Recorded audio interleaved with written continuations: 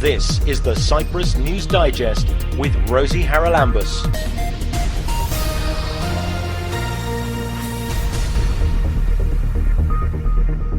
Coming up on this week's programme, rolling power cuts during the recent heatwave showed just how precarious our energy security is.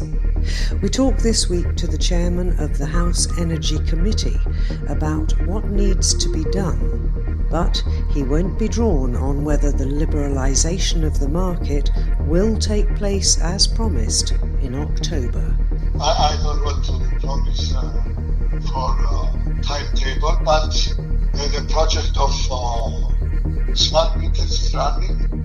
The project of storage, we are not so far away. We have to start. We've heard much and indeed suffered much with electricity cuts recently during the heatwave. Now, it's something that we've spoken about many times over the years on the programme, and that is our energy efficiency and indeed our energy stability, because it seems that when demand goes up, we have rolling power cuts. The head of the Energy Committee in our Parliament is Kyriakos Hadjiyannis, who joins us now. Kyriakos, I think you've had quite a go at the government this week, because it isn't acceptable, is it, that after so many years we still haven't sorted out the problem of our grid. The problem is it's a huge area to cover, so where do we start? I thought we might start with the fact that an awful lot of the energy we produce, particularly from renewables, actually goes to waste because our grid can't handle it. When are we going to make sure that the grid is extended however it needs to be, or that storage is put in place so that we're not wasting electricity that we desperately need? So I think the answer is the following, and it will come through the following question: why Cyprus electricity problem remains unresolved for all those years, decades? And the second question has to be what is needed, away from who is responsible from the political approach. And the answer here is coming through which are the causes. The first cause is the bureaucracy and project delays. All the time. They are all the major projects, the LNG, the terminal, the interconnection, are announced but not implemented due to too slow permitting and lack of coordination. The second cause, strong oil import interest. Cyprus relies heavily on imported oil. Suppliers benefit financially from the status quo. Third cause, lack of long-term strategic plan. Each government acts piecemeal. This means that without a consistent long-term framework. Another one cause, financial weakness of large projects. Projects require billions. Hesitation over who pays and when. Another one cause, delayed liberalisation of the electricity market. The Electricity Authority of Cyprus, AIC, remains dominant. Limited space for new producers. They don't allow to come new producers in the market. Another cause, lack of public pressure. Citizens pay high bills but do not perceive energy policy as a matter of transparency and accountability. They are believing to everybody, but at the end of the day, nobody is telling something for decades. Another one cause, fear of political cost. Change requires confronting entrenched interest. Governments fear backlash. So, there are not more causes, but I don't want to misuse the time.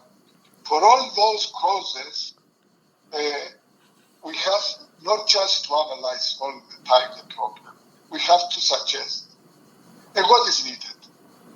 We need, and we pass a law, we need to establish a unified energy project implementation authority with fast-track procedures. We need to have transparency in fuel contracts, gradual remove of subsidies for oil, and 20 or 30 years plan with binding targets. We need also co-financing through the EU, European Investment Bank, and private sector, PPP models. Not all the time to come to the customers, to the consumers, and tell them, give us money to make investments. Well, I can't can I interrupt you there a moment?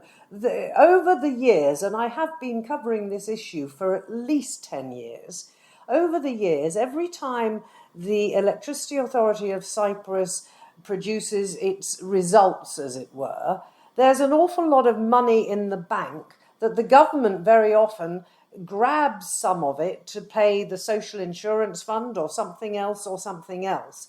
Why isn't that money being spent on the infrastructure we need to put in proper storage, upgrade the grid, or whatever else? This is true. Every year they are coming and they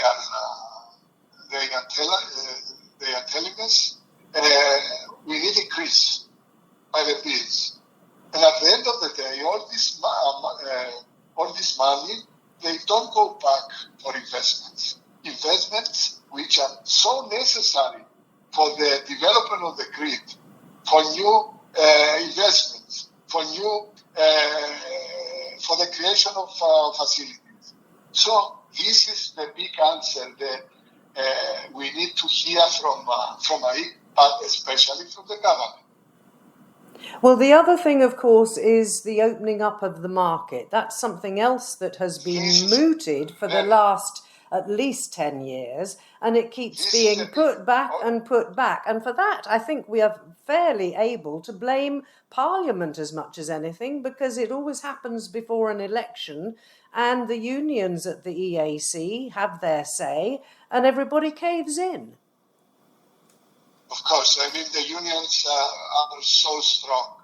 But from the other side, for so long, the whole sector is under the state, monopolized through AIC. So it means that it's not possible to create dynamic based on the rule of free market. But we have a free... Sorry. We need. Kyriakos, a few years ago, they said, let's open the market. Yeah, this is the point. We need to have full implementation of electricity market liberalization. Strengthen role of SERA, the regulator. You know, if you monitor the daily work policy management in the field of energy, actually, SERA is not independent. No, it's another government department in a sense, isn't it? Yeah, but this is wrong. Through the law is clear. There is telling us that SERA has to be independent and not to get order from the minister or from the government. All right, you're a parliamentarian. How can your committee make sure that that happens? That we have an independent overseer? We try all the time to make the parliamentarian control, but it is not enough as instrument.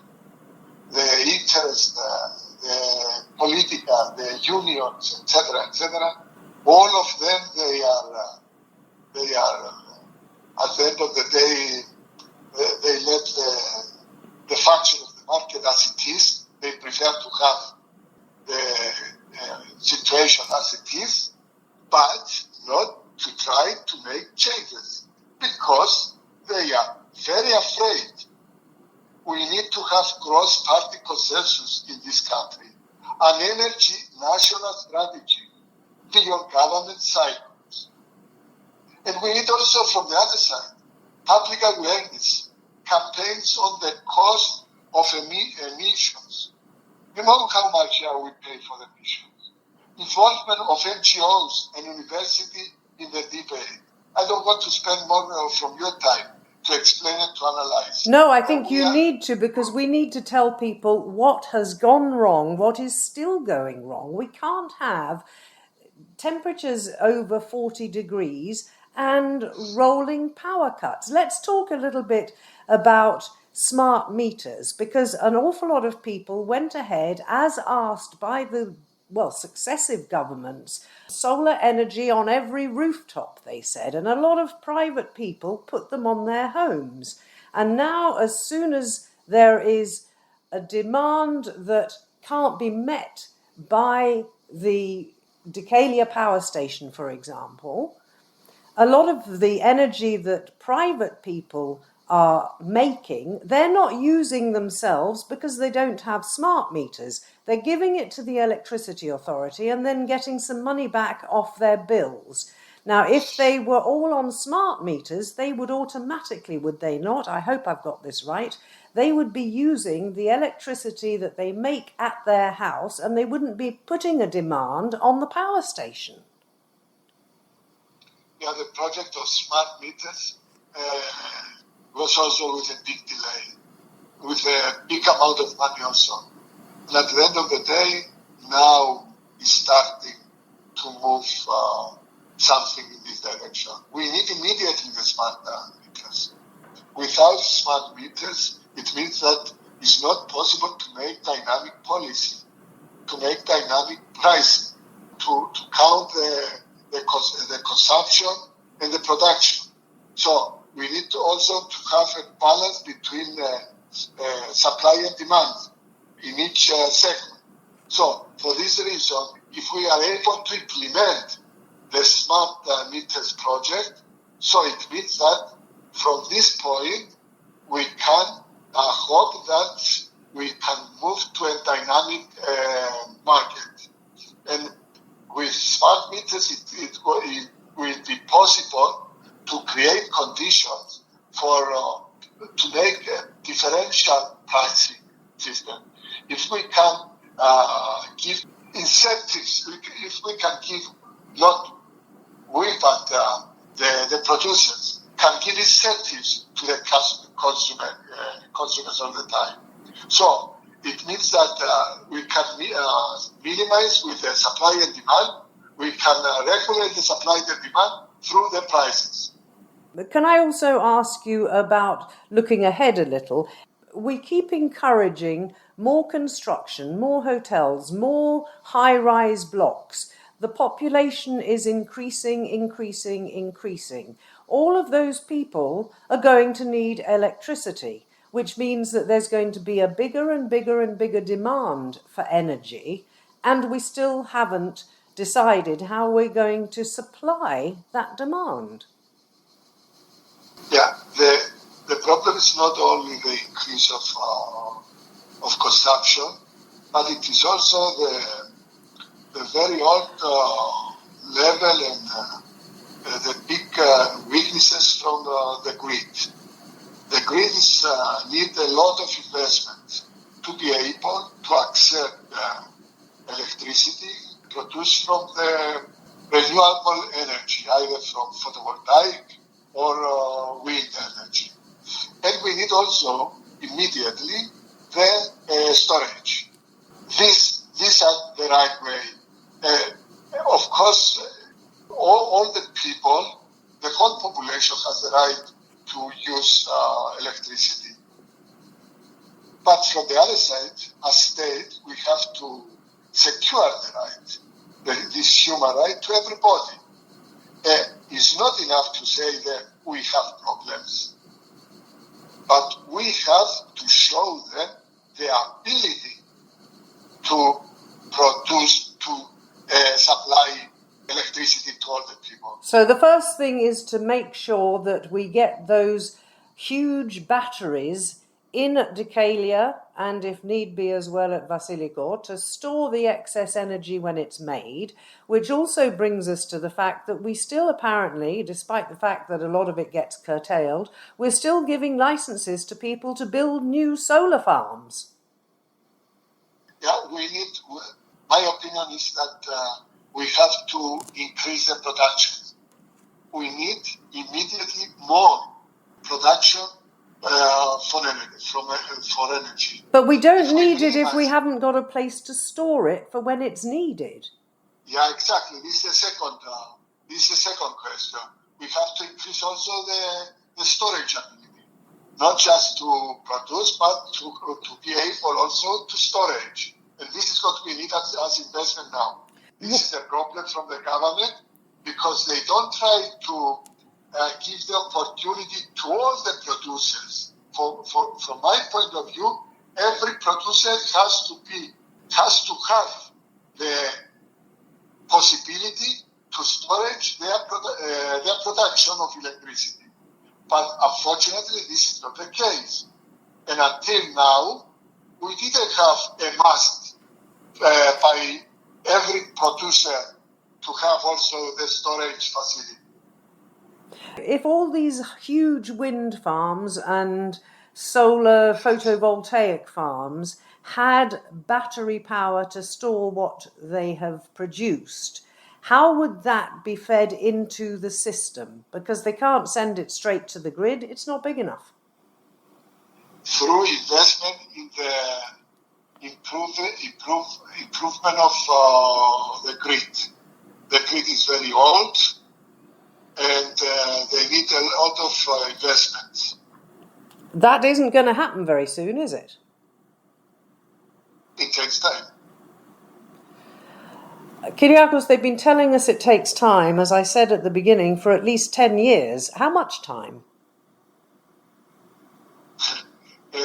Through the law, it is a must to prepare the plan for 10 years about the grid improvement. And not only to have the plan, but also to implement. Right, let's talk, if we may now, about Vasilikor, the LNG fiasco. I don't think there's any other way of putting it. We keep saying that the electricity plant at Vasilikor, one of the turbines there, I think, can only run on natural gas. Is that correct? Yeah.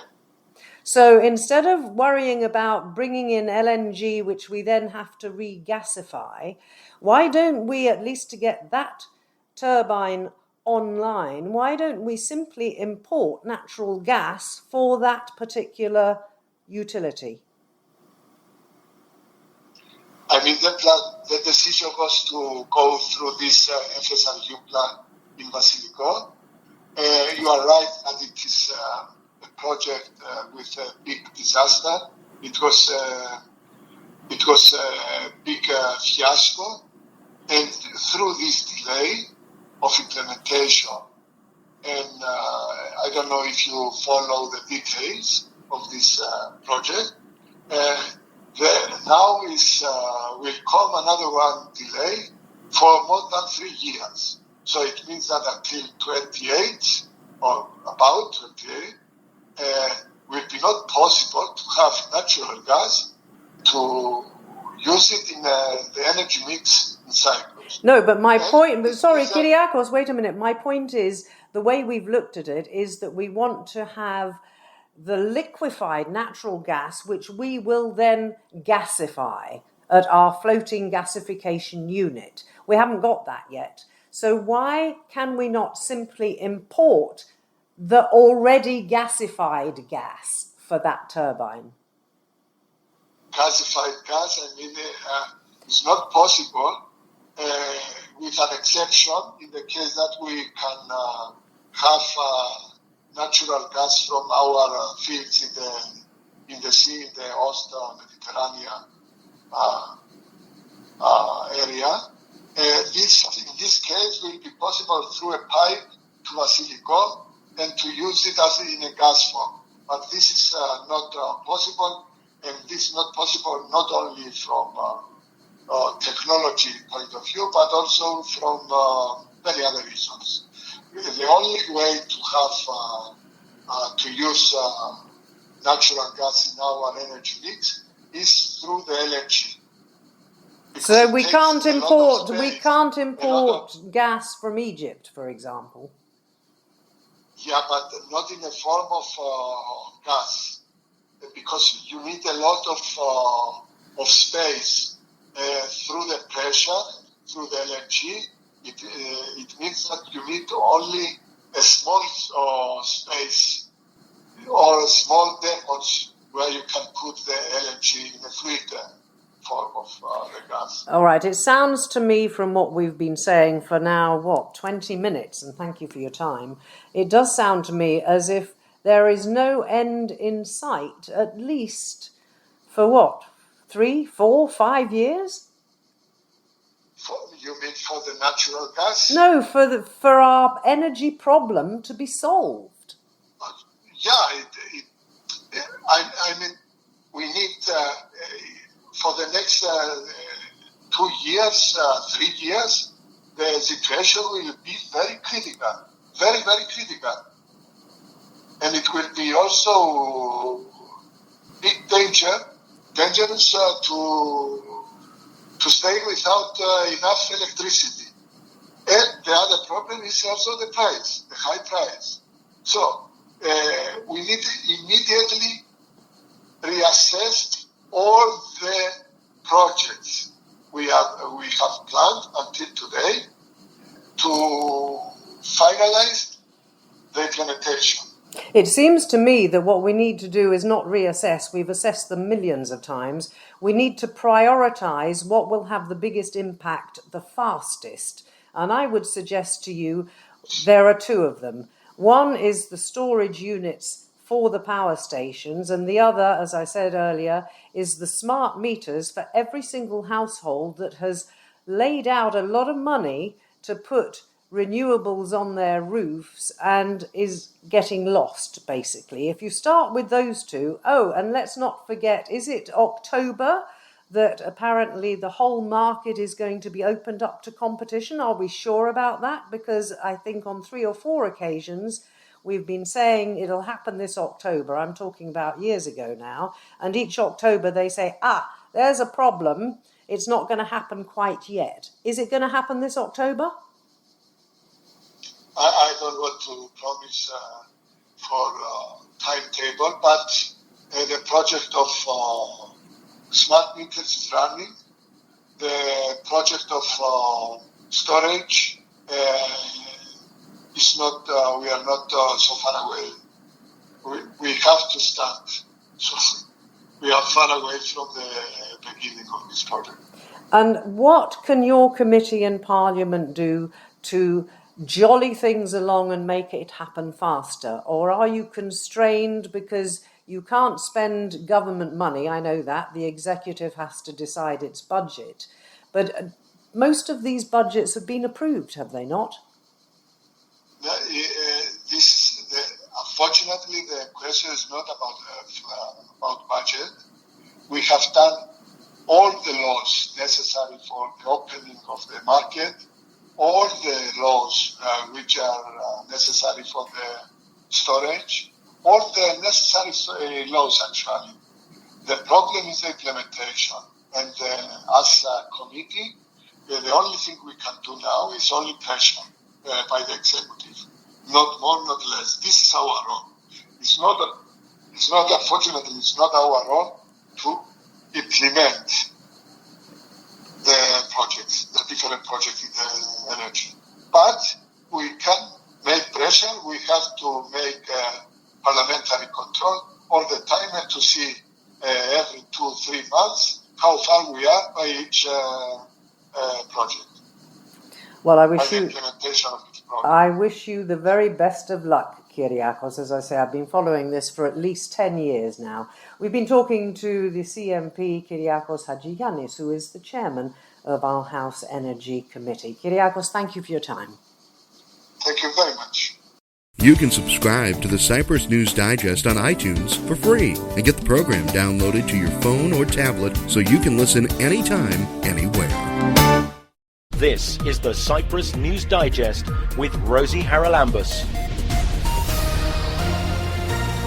The biggest achievement of Crime Stoppers has been the ability of the public to be able to give information about crime anonymously. There's no way I could have kept prostituting without the drugs. There's no way I could have had my body used like a public toilet, because that's actually what prostitution is. And then the fourth series I started 3 days after I'd won the Oscar, so the whole of the Monarch of the Glen experience was all interplatted with the Gosford Park Oscar experience. I was working with Ronnie James Dio, and David was going to reform Whitesnake in 2003. Cyprus was chosen because Cyprus is a stable, peaceful and secure place. We have to really look closely. What are we doing with children? What are we doing with adolescents? And what are we doing with adults that can help them move into a more literate situation? The ones that I'm proudest of are the ones that were true discoveries, where we found something we didn't know existed.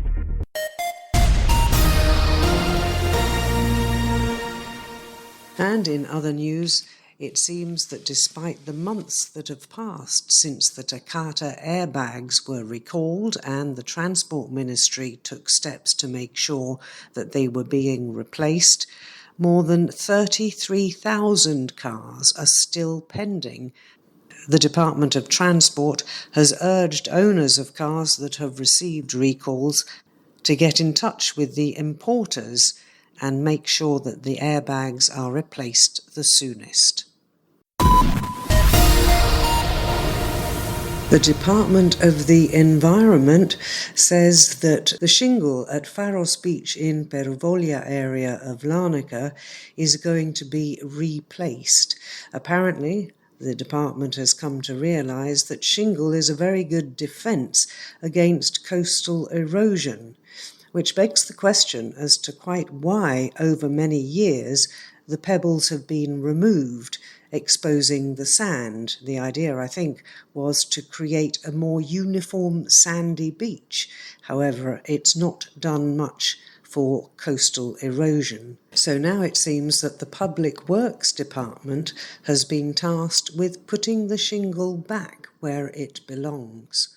An original idea about putting breakwaters has received negative feedback, so that scheme will not proceed as initially designed. The Environment Department now says that it's using a trial restoration of the beach's natural shingle layer, which it calls a nature-based solution.